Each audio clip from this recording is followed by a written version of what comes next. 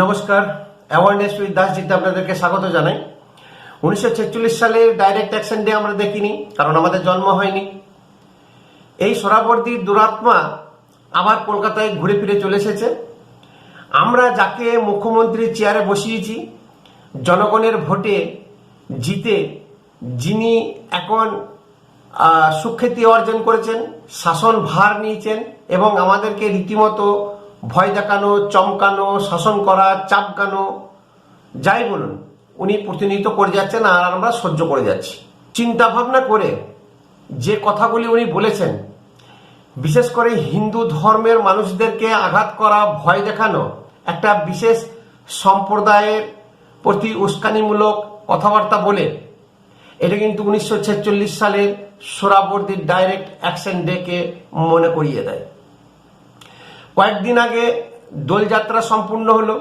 এই দোলযাত্রা বা হোলি আমাদের সনাতন ধর্মের মানুষের কাছে গর্ব এবং একটা পরম্পরা।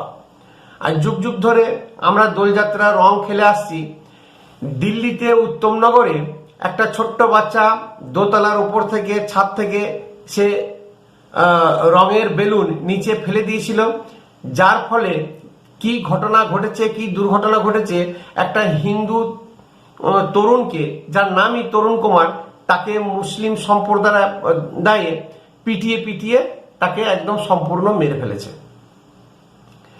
তাহলে এই যে মুসলমান সম্প্রদায় দ্বারা বারবার আক্রান্ত সমস্ত জায়গাতে, সারা ভারতবর্ষে হিন্দুরা, আর হিন্দুদেরকে নপুংসক বানিয়ে রেখেছে যুগ যুগ ধরে, স্বাধীনতার পূর্ববর্তী থেকে পরবর্তী কাল পর্যন্ত। এই যে হিন্দুদেরকে না উঠতে দেওয়া, হিন্দুদেরকে মানসিকতা বা মানসিকভাবে, শারীরিকভাবে যে নিগ্রহ, একটা বিশেষ সম্প্রদায়কে তোষামোদ করা, তোষণ করা, ভারতের যত সেকুলার রাজনৈতিক পার্টি আছে, আজকে তাদের বদান্যতায় এই এক শ্রেণী মানুষের উত্থান এবং তাদের দৌরাত্ম্য বেড়ে গেছে। যাই হোক, সেখানে বিজেপি সরকার থাকাতে এবং ভারতের হিন্দু যে সংগঠন আছে, বজরং দল এবং আরএসএস, তারা উপযুক্ত ব্যবস্থা নিয়েছে। ঘেরাও, পথ অবরোধ করে পুলিশ প্রশাসনকে ধমকি দিয়ে তাদের ঠিক ব্যবস্থা নিয়েছে।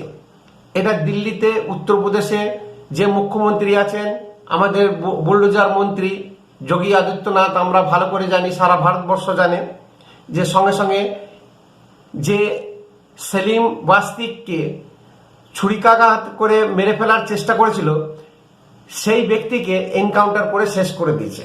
এটা উত্তরপ্রদেশে হচ্ছে এবং দিল্লিতে জনতার চাপে আজকে সেই মুসলিম ফ্যামিলির বাড়ি ভেঙে চুরমার করে দেওয়া হয়েছে।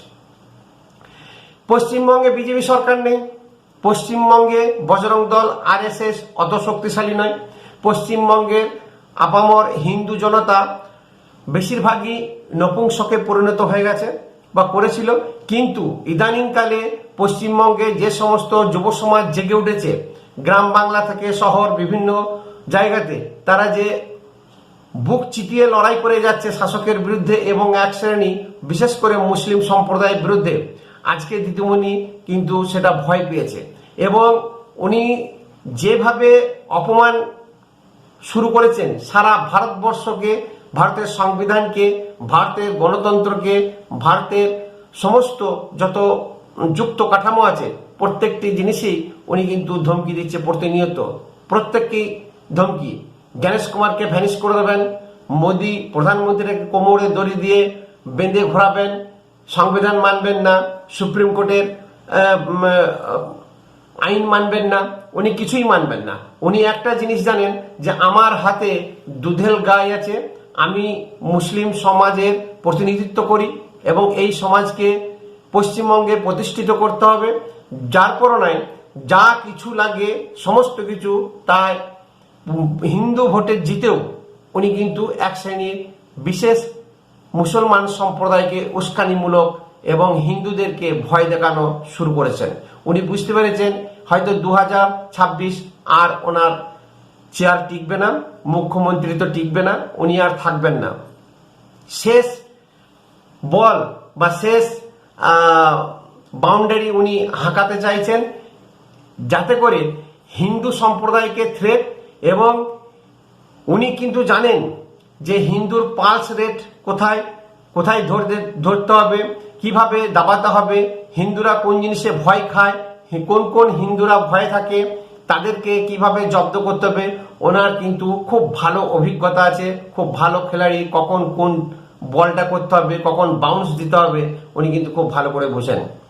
হিন্দুদের মধ্যে প্রচুর যেগুলো সেকু মাকু দল আছে, যে সমস্ত মানুষ আছে, তারা প্রতিনিয়ত বিশেষ করে দেখবেন যে চোখে বড় বড় চশমা, গলায় গামছা বা ওড়না নিয়ে, হাতে গিটার নিয়ে যে সমস্ত ছেলেরা গান গায় এবং যে বাড়িতে একটা করে সন্তান, এই তাদেরকে টার্গেট করে এই সেকুলার সিপিএম এবং কংগ্রেস তো মরেই গেছে, এই টিএমসিরা তাদেরকে দিয়ে নানান রকমের ফন্দিফিকির ইন্টারভিউ নেওয়া এবং এমনভাবে ভাব প্রচার করা, এমনভাবে বক্তব্য রাখা যে বাকি হিন্দুরাও যেন ভয়ে ঘরে সেটিয়ে থাকে।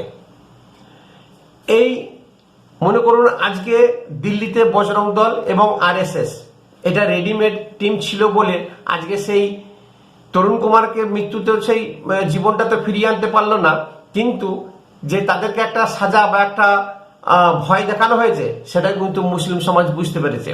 আজকে যোগী আদিত্যনাথ আছে, তাই কিন্তু উত্তরপ্রদেশের সমস্ত হিন্দু আজকে সুরক্ষিত। পশ্চিমবঙ্গ কিন্তু এইরকমই, সমস্ত মুসলিম যত দল আছে তারা একজোট হয়েছে এবং টিএমসির বি টিম হয়ে কাজ করছে। টিএমসি খুব ভালো করে জানে যে এদেরকে ছাড়া আমার চলবে না, এদেরকে নিয়ে থাকতে হবে, অতএব এদেরকে প্রশ্রয়মূলক বা এরা যা পছন্দ করে সেই কথা বলতে হবে, সেই ভাষা আমাকে বলতে হবে। ভয় খায় হিন্দুরা, কারণ ভোটের দিনে প্রত্যেকটি হিন্দু ঘরে ঢুকে থাকে, মাছ মাংস নিয়ে আসবে, রান্না করবে, খাবে, ঘুম দেবে, আর ভোটের দিনে কিন্তু দৌরাত্ম বা বাজার গরম করে মুসলমানরাই। তাই এই সমস্ত হিন্দু যদি নপুংসক হয়ে থাকে তাহলে 1946 ডাইরেক্ট অ্যাকশন ডে পশ্চিমবঙ্গেও কিন্তু হয়ে যেতে পারে। যদিও 1946 সাল আর নেই, যদিও সেই হিন্দু আর নেই, যদিও পশ্চিমবঙ্গ অনেক জেগেছে, পশ্চিমবঙ্গের যুব সমাজ জেগেছে, আজকে মার খেলেও তারা কিন্তু সেই রাস্তা থেকে হাঁটছে না, প্রতিবাদ করতে ছাড়ছে না। প্রত্যেকটি মহিলা, যত যুব সমাজ আছে, সে মহিলা পুরুষ প্রত্যেকেই গৃহবধূ থেকে আজকে যে সবাই প্রতিবাদ জানাচ্ছে, যে যেমন করেই হোক, যেখান থেকেই হোক, এটাই কিন্তু সব থেকে বড় জিনিস। এই জিনিস কিন্তু দিদিমণি খুব ভয় পেয়েছে, এই ভয়ে কিন্তু উনি এই সমস্ত কথা আউড়ে যাচ্ছেন। আজকে গণেশ কুমার কলকাতাতে এসে ধমকি দিয়ে গেছে। গণেশ কুমার কিন্তু সবাই বলছে গণেশ কুমারের মধ্যে টিএন সেশনের ছবি কিন্তু দেখতে পাওয়া যাচ্ছে। এখন 2026, উনি অনেক কিছু ফন্দি ফিকির করছেন বা করলেন, কোনোটাই কিন্তু টিকছে না। সুপ্রিম কোর্টও কিন্তু ওনার এগেনস্টে হয়ে গেছে। আজকে সমস্ত জিনিস ওনার এগেনস্টে যাচ্ছে। আজ উনি থরবড়িয়ে গেছেন, কখন কি বলছেন উনি নিজেও জানেন না। মুসলিমদের ঈদ পরব আসছে, উৎসব আসছে, সেই কেনাকাটা আপনি চিন্তা করুন। ধর্মতলা মেট্রো চ্যানেল অন্য রাজনৈতিক দলকে সেখানে মঞ্চ করতে দেয় না, মিটিং মিছিল করতে দেন না, কিন্তু উনি লাগাতার 1 সপ্তাহ ধরে সেখানে বসে আছেন। গাড়ি ঘোড়া যত জ্যাম, বুঝতে পারছেন কি অবস্থা।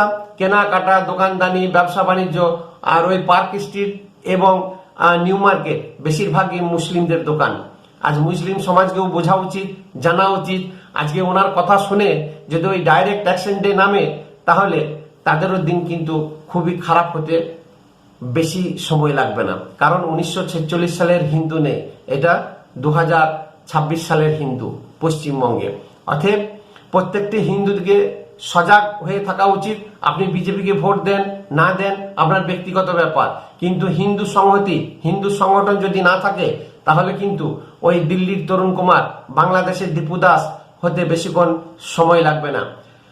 ভেদাভেদ, জাত পাত সব ভুলে সমস্ত কিছু হিন্দু এক হওয়া অবশ্যই দরকার। ভোট আপনি নিজের পছন্দ মতো দেবেন, তাতে কোনো দরকার নেই, কিন্তু আমাদের মধ্যে একটা সংগঠন অবশ্যই থাকা দরকার আছে।